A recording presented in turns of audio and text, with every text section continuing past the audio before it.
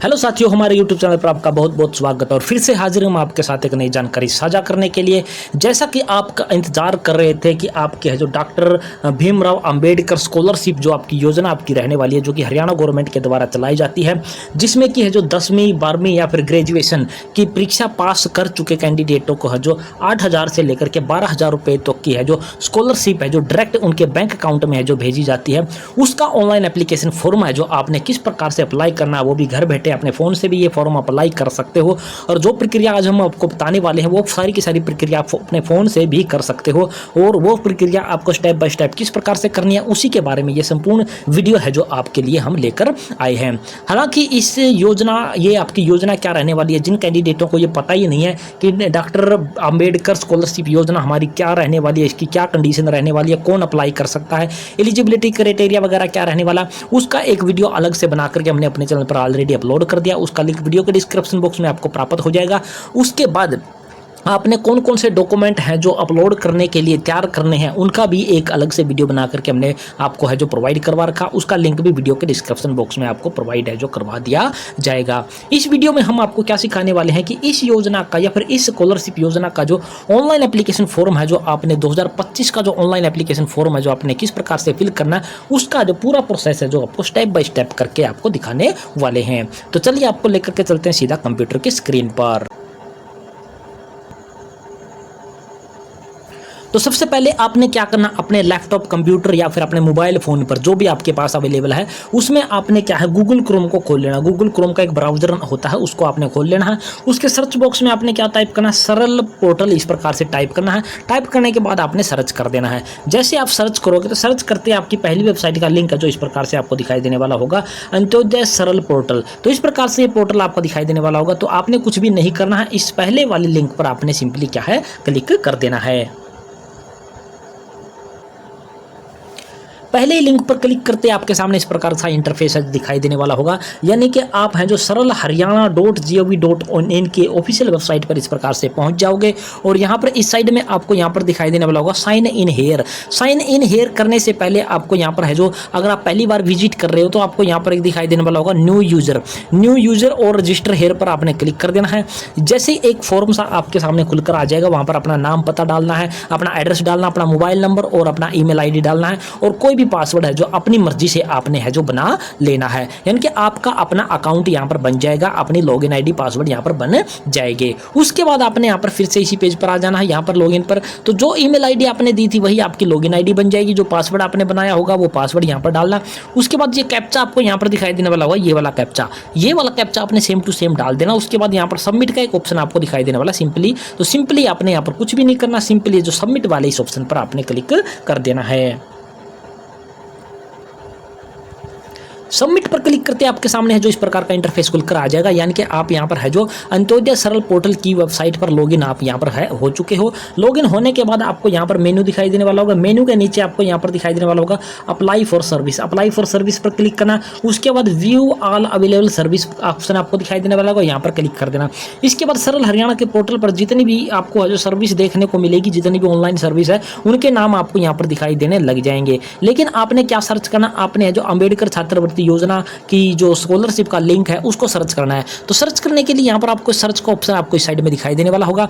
यहां पर आपने अंबेडकर लिखने की कोशिश करनी है, यानी कि AMBE इतना टाइप करते आपके सामने है जो अंबेडकर नाम से 2 योजनाएं आपको इस प्रकार से दिखाई देने लग जाएंगी।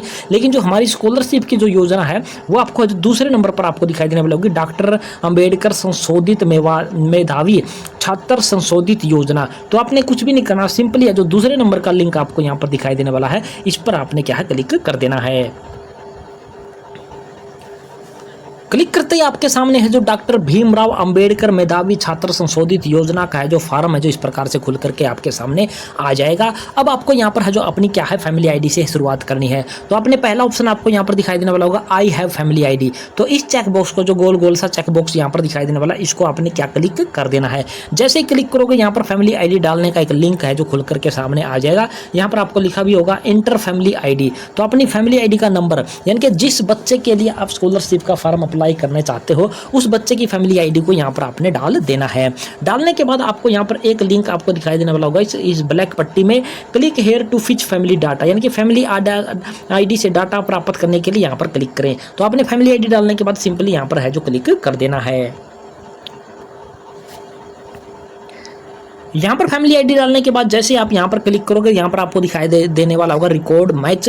उसके बाद है जो आपको यहाँ पर दिखाई देने वाला होगा मेंबर डिटेल। आपने उस बच्चे का, उस स्टूडेंट का नाम है जो इस फैमिली आईडी के मेंबर में से सेलेक्ट करना है, जिसके लिए आप इस योजना का है जो लाभ लेना चाहते हो या फॉर्म उसका भरना चाहते हो। तो यहाँ पर जितने भी फैमिली आईडी में मेंबर होंगे उनके नाम दिखाई देने वाले होंगे, तो उस मेंबर का आपने सिलेक्शन कर लेना। उसके बाद आपने क्या करना है, ये सेंड ओटीपी का ऑप्शन आपको यहाँ पर दिखाई देने वाला होगा, इसमें ब्लैक पट्टी में सेंड ओटीपी पर आपने क्लिक कर देना। ओटीपी पर क्लिक करते आपके जो जिस भी मोबाइल नंबर पर ओटीपी गया होगा उसके 4 अक्षर यहाँ पर आपको दिखाई देने वाले होंगे। उसके बाद यहाँ पर आपको दिखाई देने वाला होगा ओटीपी वेरिफिकेशन। तो यहाँ पर ओटीपी डालने का ऑप्शन भी आपके पास अवेलेबल हो जाएगा। जो ओटीपी इस मोबाइल नंबर पर गया है वो ओटीपी आपने यहाँ पर डाल देना है। उसके बाद यहाँ पर फिर से एक ब्लैक पट्टी आपको यहाँ पर दिखाई देने वाली होगी, click here to verified OTP. तो सिंपली आपने इस वाली पट्टी पर क्या है क्लिक कर देना है।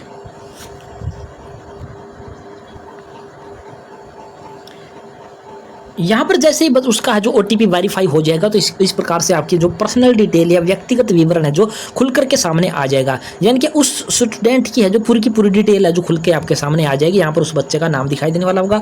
अब आपने यहाँ पर क्या करना है, चूज फाइल पर क्लिक करके उस बच्चे का जो फोटो यहाँ पर है जो अपलोड कर देना, जैसे कि आपको यहाँ पर दिखाई देने वाला मैंने फोटो है जो ऑलरेडी अपलोड कर दिया है। इसके बाद यहाँ पर आपको एक भी डिटेल है जो कुछ भी नहीं छेड़ना। ये डाटा आपको फादर का नेम है, उसका मोबाइल नंबर, उसका जेंडर है, उसका कैटेगरी है, उसके जो फैमिली आईडी में इनकम कितनी वेरीफाइड है वो भी आपको फैमिली आईडी से ऑटोमेटिकली उठा लिया जाएगा। इसमें आपको करने की कोई भी जरूरत नहीं है और यहाँ पर भी आपको अल्टरनेट नंबर देने की भी कोई जरूरत नहीं है। डेट ऑफ बर्थ ऑटोमेटिकली यहाँ पर उठा ली जाएगी। अब आपको यहाँ पर दिखाई देने वाला होगी उपकास्ट का एक ऑप्शन आपको दिखाई देने वाला है, यानी कि शेड्यूल कास्ट इस बच्चे का है जो कैटेगरी रहने वाली है, उस शेड्यूल कास्ट में उसकी जाति का नाम क्या रहने वाला है, मुख्य रूप से जाति का नाम क्या रहने वाला है, उस जाति का नाम आपने है जो यहाँ पर है जो एंटर कर देना, यानी कि टाइप कर देना है। ये पर्सनल डिटेल में आपने सिंपल यहाँ पर अपने एक्शन करना। उसके बाद यहाँ पर कुछ भी नहीं छेड़ना, सिर्फ यहाँ पर एक फोटो भी आपने अपलोड कर देना। उसके बाद यहाँ पर है जो कुछ भी नहीं करना, स्क्रॉल करके नीचे आपने है जो आ जाना है। जैसे ही स्क्रॉल करके आप नीचे की तरफ आओगे तो उसके बाद है जो एड्रेस डिटेल यानी कि पता विवरण आपका जो फैमिली आईडी से ऑटोमेटिकली आपका उठा लिया जाएगा। आपको यहाँ पर भी कुछ भी नहीं करना, यहाँ पर स्थायी पता फैमिली आईडी से उठा लिया जाएगा। आपका एक क्षेत्र रूरल है या अर्बन है वो ऑटोमेटिकली उठा लिया जाएगा। आपका पिन कोड है, आपका जिला है, आपका जो विलेज का नाम है या सेक्टर का नाम है, शहर का नाम वो ऑटोमेटिकली उठा लिया जाएगा। आपका है जो नगर पालिका या ब्लॉक का नाम है वो भी आपका ऑटोमेटिकली यहाँ पर है जो उठा लिया जाएगा। इसके बाद आपको सिर्फ और सिर्फ यहाँ पर एक चीज़ दिखाई देने वाली होगी, पोस्ट ऑफिस का नाम आपको यहाँ पर अपना टाइप करने का ऑप्शन होगा। तो आपने सिंपली है जो कुछ भी नहीं यहाँ पर करना, सिर्फ पोस्ट ऑफिस का नाम आपने यहाँ पर है जो टाइप कर देना है। सिर्फ इतना काम है जो आपने एड्रेस डिटेल में अपने में है जो यहाँ पर करना होगा। इसके बाद आपका अगला ऑप्शन होगा जो वो आपका रहने वाला होगा महत्वपूर्ण ऑप्शन। इसमें अगर आपने कुछ गड़बड़ कर दी तो आपका फॉर्म है जो डायरेक्टली रिजेक्ट कर दिया जाएगा। तो ये आपका रहने वाला है क्वालिफिकेशन डिटेल का, यानी कि योग्यता संबंधी विवरण का। तो यहाँ पर हम आपको 3 स्टेप में ये योग्यता विवरण आपको दिखाएंगे। पहले स्टेप में हम दिखाएंगे कि 10th क्लास पास कर चुके कैंडिडेट किस प्रकार से फिल करेंगे। इसके बाद है जो 12th क्लास पास कर चुके कैंडिडेट किस प्रकार से फिल करेंगे। और उसके बाद है जो बीए यानी कि आपकी ग्रेजुएशन पास कर चुके कैंडिडेट, बीए, बीएससी, बीकॉम जो भी कर चुके हैं वो आपको है जो किस प्रकार से ये डिटेल है जो अपनी क्वालिफिकेशन की फिल।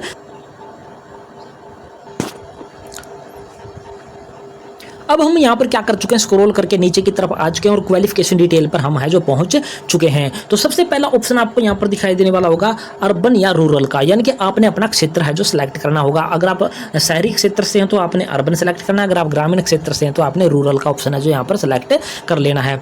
इसके बाद आपको यहाँ पर दिखाई देने वाला होगा प्रीवियस कोर्स या ट्रेड, यानी कि अगर आप 10वीं की कक्षा पास कर चुके हैं तो आपने यहाँ पर 10th की कक्षा है जो सेलेक्ट कर लेनी है। 10वीं कक्षा कौन से स्कूल इंस्टीट्यूट से पास किया, उस इंस्टीट्यूट या स्कूल का नाम आपने यहाँ पर टाइप कर देना है। इसके बाद उत्तीर्ण वर्ष आपको ये ऑटोमेटिकली सेलेक्ट होगा और प्रवेश वर्ष भी आपका ये ऑटोमेटिकली सेलेक्ट आपका रहने वाला है। यानी कि जो ये स्कॉलरशिप की योजना है जो किन कैंडिडेटों के लिए जिन्होंने अभी 2024-25 में है जो अपनी 10वीं या फिर 12वीं या फिर अपने ग्रेजुएशन की परीक्षा पास की है, सिर्फ वही कैंडिडेट इस स्कॉलरशिप योजना का लाभ ले सकते हैं। इससे पिछले वर्ष अगर उन्होंने 10वीं 12वीं या ग्रेजुएशन पास की है तो वो इस योजना का है जो लाभ यहाँ पर है जो नहीं ले पाएंगे। तो ये ईयर है जो आपके ऑटोमेटिकली पहले से ही आपको है जो सेलेक्ट यहाँ पर मिलने वाले हैं। इसके बाद यहाँ पर हमने क्या सिलेक्ट कर लिया कि 10वीं की कक्षा हमने अभी पास की है, और इसके बाद है जो प्रेजेंट कोर्स या ट्रेड अटेंडिंग, यानी कि 10वीं के बाद वो है जो 11th क्लास में एडमिशन ले रखा है या फिर किसी डिग्री या फिर किसी सर्टिफिकेट या फिर डिप्लोमा में एडमिशन ले रखा है, तो यहाँ पर ऑप्शन आपके खुलकर आएंगे, उसको आपने सेलेक्ट कर लेना है। इसके बाद 10वीं का आपका जो रोल नंबर क्या रहने वाला था वो आपने यहाँ पर टाइप कर देना है। 10वीं की कक्षा में कितने नंबर प्राप्त किए हैं वो आपने टाइप कर देना है। 10वीं की परीक्षा में आपके जो परसेंटेज कितने बने हैं वो आपने टाइप यहाँ पर कर देना। और 10वीं की परीक्षा की जो डीएमसी है उस पर आपके जो ग्रेड या जीपीए क्या लिखी हुई आ रही है वो आपने यहाँ पर है जो टाइप कर देनी है। तो ये प्रक्रिया हमने यहाँ पर जो डिटेल हमने फिल करके दिखा दी है। 10वीं पास कर चुके कैंडिडेट जो कि 11th क्लास या फिर किसी डिग्री या फिर किसी सर्टिफिकेट या डिप्लोमा के फर्स्ट ईयर में एडमिशन ले रखा है, तो उन्होंने अपनी डिटेल है जो इस प्रकार से यहाँ पर है जो फिल करनी है। अगली हम चीज़ आपको बताने वाले हैं कि जो बच्चे हैं जो परीक्षा है जो 12वीं की पास कर चुके हैं, तो उनको यहाँ पर डिटेल है जो किस प्रकार से फिल करनी है। अब हमने यहाँ पर क्या कर लिया, वही आपने है जो यहाँ पर रूरल या फिर अर्बन सेलेक्ट कर लेना है। जहाँ से भी आपने 12वीं की परीक्षा पास किया उस स्कूल या इंस्टीट्यूट का नाम आपने यहाँ पर टाइप कर देना है। इसके बाद यहाँ पर है जो 12वीं की परीक्षा अगर आपने पास किया तो यहाँ पर आपने क्या कर लिया है 12th क्लास है जो सेलेक्ट कर लिया है। इसके बाद बाकी के जो ऑप्शन आपके रह जाते हैं 3-4 ऑप्शन जो कि हमने अभी बताए थे 10वीं की परीक्षा में कि आपने जो अंक प्रतिशत यहाँ पर लिखना, टोटल नंबर कितने प्राप्त हुए हैं, ग्रेड क्या रहने वाला, वो आपने कैसे का टाइप करना वो हमने बता दिया। अनुक्रमांक यानी कि रोल नंबर किस प्रकार से टाइप करना वो 10वीं की डिटेल के अनुसार जैसे आपने अभी हमने बताया था वो सारी की सारी डिटेल आपने यहाँ पर फिल कर देनी है। यहाँ पर आपका चेंज क्या रहने वाला वो चेंज हम आपको यहाँ पर क्लियर कर देते हैं। यहाँ पर हमने 12th क्लास का जो सिलेक्शन कर ले लिया। उसके बाद 12th के बाद अभी हम कौन सी कक्षा में पढ़ रहे हैं उसका सिलेक्शन जब आप यहाँ पर क्लिक करोगे तो आपके सामने इस प्रकार से ऑप्शन खुलकर आ जाएंगे। यहाँ पर आ जाएंगे all diploma certificate course first year, यानी कि +2 के बाद आपने कोई डिप्लोमा में एडमिशन लिया है किसी डिप्लोमा सर्टिफिकेट में, तो उसके जो फर्स्ट ईयर में आपने एडमिशन ले रखा है तो आपने वो सिलेक्ट कर लेना है। या फिर आपने ग्रेजुएशन आर्ट में एडमिशन लिया है, ग्रेजुएशन कॉमर्स में एडमिशन लिया है या फिर ग्रेजुएशन साइंस में एडमिशन लिया, तो उसका जो आपने यहाँ पर फर्स्ट ईयर का सिलेक्शन है जो कर लेना है। इसके बाद अगर आपने +2 के बाद इंजीनियरिंग या अदर टेक्निकल कोर्स में एडमिशन लिया है तो आपने इस ऑप्शन का सिलेक्शन करना है। अगर आपने मेडिकल एवं अलाइड वाला कोर्स को सिलेक्ट किया है +2 के बाद तो आपने ये वाला ऑप्शन है जो सिलेक्ट कर लेना है। तो यहाँ पर आपको ये 5-6 तरीके के आपको यहाँ पर डिग्री डिप्लोमा आपको दिखाई देने वाले होंगे। +2 के बाद जिसमें भी आपने अभी एडमिशन ले लिया है करंट में उसमें आपको यहाँ पर सेलेक्ट कर लेना है। और यहाँ पर भी कंडीशन आपकी वही रहने वाली है 2024-25 में जिसने परीक्षा 12वीं की परीक्षा पास की है और अभी 25-26 में इनमें से कहीं पर भी आपने एडमिशन ले रखा है तो आप इस स्कॉलरशिप योजना का लाभ ले पाएंगे, अदरवाइज आप इस योजना का लाभ है जो बिल्कुल भी नहीं ले पाएंगे। तो ये हमने बता दी आपको जो +2 वाले कैंडिडेट किस प्रकार से डिटेल्स यहाँ पर फिल करेंगे। अब हम बता देते हैं कि ग्रेजुएशन पास कैंडिडेट किस प्रकार से यहाँ पर डिटेल अपनी फिल करेंगे। अब हमने यहाँ पर क्या सिलेक्ट कर लिया है, बाकी की जो डिटेल थी जितनी भी यहाँ पर रहने वाली थी, यानी कि आपने यहाँ पर क्या कर लिया +2 की आपने ग्रेजुएशन की परीक्षा है जो पास कर ली है तो आपने यहाँ पर क्या करना अपना ग्रेजुएशन है जो सिलेक्ट कर लेना है। बाकी की डिटेल है जो ग्रेजुएशन आपने कौन से कॉलेज इंस्टीट्यूट से पास किया वो आपने यहाँ पर टाइप कर देना।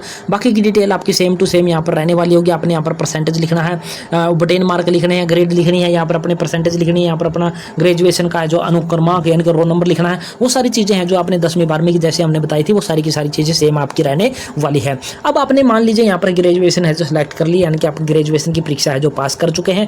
अब आपने एडमिशन कहाँ पर ले रखा है वो अपने यहाँ पर सिलेक्ट कर लेना है। पोस्ट ग्रेजुएशन यानी कि आपने है जो एमए में, आर्ट में या फिर पोस्ट ग्रेजुएशन कॉमर्स में या फिर पोस्ट ग्रेजुएशन आपने साइंस में एडमिशन ले रखा है या फिर engineering and other technical course में एडमिशन लिया है या फिर आपने मेडिकल या फिर अलाइड कोर्स में आपने सेलेक्ट एडमिशन लिया है। ग्रेजुएशन के तुरंत बाद आपने एडमिशन लिया है तो आपने उस कोर्स का यहाँ पर क्या है सिलेक्शन है जो कर लेना है। तो इस प्रकार से आप जो ग्रेजुएशन की डिटेल है जो यहाँ पर फिल करोगे। ग्रेजुएशन पास कर चुके कैंडिडेट को भी यहाँ पर स्कॉलरशिप है जो हरियाणा गवर्नमेंट की तरफ से है जो प्रोवाइड करवाई जाती है। हम आपको फिर से याद दिला देते हैं, जो कैंडिडेट रेगुलर कोर्स में एडमिशन लेंगे सिर्फ उन्हीं को है जो इस स्कॉलरशिप का लाभ मिलेगा। ये नहीं कि आपने किसी डिस्टेंस के कोर्स में एडमिशन ले लिया है, इग्नू से आपने एडमिशन ले लिया है डिस्टेंस से, या फिर कुरुक्षेत्र यूनिवर्सिटी से आपने डिस्टेंस से, या फिर एमडी यूनिवर्सिटी से आपने डिस्टेंस कोर्स में एडमिशन ले लिया है, डिग्री डिप्लोमा में एडमिशन ले लिया है, तो आपको इस योजना का लाभ है जो बिल्कुल भी नहीं दिया जाएगा। आप रेगुलर विद्यार्थी होने चाहिए, यानी कि आप हैं जो हर रोज कॉलेज स्कूल में जाने वाले विद्यार्थी हैं जो आप अभी होने चाहिए, तभी इस योजना का है जो लाभ ले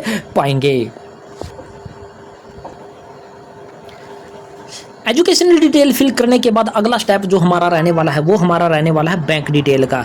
और ये बैंक डिटेल भी आपकी बहुत ही महत्वपूर्ण रहने वाली है। अगर ये बैंक डिटेल ही आपकी गलत होगी तो आपके पैसे हैं जो नहीं आ पाएंगे। सबसे पहले मैं आपको यहाँ पर एक कंडीशन आपकी बता देता हूँ। यहाँ पर आपको दिखाई देने वाला होगा यहाँ पर अकाउंट नंबर, खाता नंबर और यहाँ पर IFSC कोड। यहाँ पर आपको फिल करने का कोई भी ऑप्शन है जो अवेलेबल यहाँ पर नहीं होगा। जो अकाउंट नंबर और IFSC कोड आपका फैमिली ID में लिंक आपने कर रखा है वही यहाँ पर आपका उठाया जाएगा। अगर फैमिली ID में आपका लिंक नहीं है तो यहाँ पर आपको ब्लैंक डिटेल आपको दिखाई देने वाली होगी और यहाँ पर आप शायद है जो फैमिली यहाँ पर अपना अकाउंट नंबर वगैरह डाल भी नहीं सकते। तो सबसे पहले आपने अपनी फैमिली ID में अपना बैंक अकाउंट और आपने है जो लिंक करना होगा, और वो किस प्रकार से लिंक करना है उसका वीडियो हमारे चैनल पर आपको अवेलेबल हो जाएगा और इस वीडियो के डिस्क्रिप्शन बॉक्स में भी उसका लिंक आपको प्रोवाइड करवाने की है जो कोशिश की जाएगी। तो बैंक अकाउंट की डिटेल आपकी यहाँ पर ऑटोमेटिकली उठा ली जाएगी। यहाँ पर आपने फिल क्या करना है, यहाँ पर आपने फिल करना बैंक अकाउंट का है जो बैंक का नाम, यानी कि बैंक आपका कौन सा रहने वाला, SBI रहने वाला, PNB रहने वाला, HDFC रहने वाला, बैंक का नाम आपने यहाँ पर टाइप करना है। बैंक की शाखा यानी कि ब्रांच कहाँ पर है उस जगह का नाम आपने यहाँ पर टाइप करना है। उसके बाद बैंक अकाउंट में आपका जो नाम है वो क्या स्पेलिंग उसकी रहने वाली है, वो बैंक अकाउंट में जो नाम आपका पासबुक में है उसकी स्पेलिंग आपने यहाँ पर अप्लाई टाइप है जो कर देनी है। और ये अपने है जो उस स्टूडेंट की ही नाम आपका रहने वाला जिसका ये फॉर्म आप अप्लाई करने वाले हो। तो इस प्रकार से आपने यहाँ पर है जो बैंक डिटेल आपने यहाँ पर फिल करनी है और उसके बाद स्क्रॉल करके नीचे की तरफ है जो आ जाना है। बैंक डिटेल फिल करने के बाद जैसे हम स्क्रॉल करके नीचे की तरफ आते हैं तो आपको यहाँ पर है जो कुछ नोट वगैरह दिखाई देने वाले होंगे जो कि पात्रता के बारे में आपके रहने वाले कि हरियाणा का आप निवासी होने चाहिए, 4 लाख से कम इनकम आपकी होनी चाहिए, अनुसूचित जाति या पिछड़ा वर्ग से आप संबंधित होने चाहिए, और जो बोलते हैं कि फैमिली ID में ये सारी चीज़ें हैं जो आपकी क्या है अपडेट है जो आपकी होनी चाहिए। तो ये आपने कुछ डिटेल है जो आप यहाँ पर देख लेनी है। उसके बाद वर्ड वेरिफिकेशन आपको यहाँ पर दिखाई देने वाला होगा, ये वाला सेम टू सेम वर्ड आपने यहाँ पर टाइप कर देना। उसके बाद यहाँ पर ग्रीन बॉक्स में आपको दिखाई देने वाला होगा सबमिट है। तो आपको यहाँ पर कुछ भी नहीं करना, सारी डिटेल जितनी भी हमने बताई ऊपर फिल करने के बाद फाइनली आपने यहाँ पर क्या है सबमिट वाले ऑप्शन पर क्लिक कर देना है। जैसे ही वहाँ पर आप क्या करोगे सबमिट पर क्लिक करोगे तो आपको यहाँ पर है जो जैसे स्क्रॉल करके ऊपर की तरफ जाओगे तो जितनी डिटेल अभी तक आपने फिल की होगी वो एक बार देखने का मौका आपको यहाँ पर मिलेगा। अगर वो सारी की सारी डिटेल जितनी भी आपने देखी है वो सही है तो आपने क्या स्क्रॉल करके यहाँ पर नीचे आना है। स्क्रॉल करके नीचे आओगे तो यहाँ पर ग्रीन बॉक्स में एक आपको दिखाई देने वाला होगा ऑप्शन अटैच एनेक्चर। अब आपको यहाँ पर डॉक्यूमेंट अपलोड करने का एक ऑप्शन खुल करके आएंगे, और वो कब आएंगे जब आप यहाँ पर अटैच एनेक्चर वाले इस ऑप्शन पर क्लिक कर देंगे। तो हम यहाँ पर क्या है इस पर क्लिक कर देते हैं। अटैच एनेक्सर पर क्लिक करते हैं आपके सामने इस प्रकार का इंटरफेस है जो खुल करके आ जाएगा, और यहाँ पर आपको है जो 6 डॉक्यूमेंट आपने अपलोड करने हैं, और इन 6 के 6 डॉक्यूमेंटों को तैयार करने से संबंधित हमने ऑलरेडी आपको वीडियो बना करके प्रोवाइड भी करवा रखा है कि आपने कौन कौन से डॉक्यूमेंट है जो तैयार करने हैं, तभी आपने एप्लीकेशन फॉर्म को फिल करने की कोशिश करनी है। तो सबसे पहले आपको यहाँ पर दिखाई देने वाला होगा scanned copy of caste certificate, यानी कि आपका SC या फिर आपका BC सर्टिफिकेट जो भी आपका रहने वाला है उसकी है जो स्कैन कॉपी, या फिर मैं तो हम पर्सनली कहूँगा कि आपने ओरिजिनल डॉक्यूमेंट ही यहाँ पर आपने है जो अपलोड कर देना है। और पहले मैं आपको यहाँ पर साइज बता देता हूँ। इन सभी डॉक्यूमेंटों का साइज है जो आपका रहने वाला है वो आपका रहने वाला 200 KB का आपका साइज रहने वाला है। और फाइल फॉर्मेट की बात करें तो आपके जो ओनली यहाँ पर है जो PDF फॉर्मेट में ही आप यहाँ पर है जो अपलोड कर पाएंगे। JPG या फिर PNG फाइल आप यहाँ पर बिल्कुल भी अपलोड नहीं कर पाओगे। तो 200 KB से नीचे का आपने साइज रखना है, और PDF का उसके आपका है जो डॉक्यूमेंट का आपका 6 के 6 डॉक्यूमेंट का आपने फॉर्मेट आपने रखना होगा, तभी आप यहाँ पर है जो डॉक्यूमेंट यहाँ पर क्या है अपलोड कर पाओगे। तो सबसे पहले अपने कास्ट सर्टिफिकेट यहाँ पर अपलोड कर देना। उसके बाद कॉपी ऑफ बैंक अकाउंट, उसी स्टूडेंट का जो बैंक अकाउंट अभी आपने यहाँ पर फिल किया था, जो अभी आपकी डिटेल में उठाया था, उसी बैंक अकाउंट की यहाँ पर पासबुक का जो पहला पेज आपने यहाँ पर अपलोड कर देना है।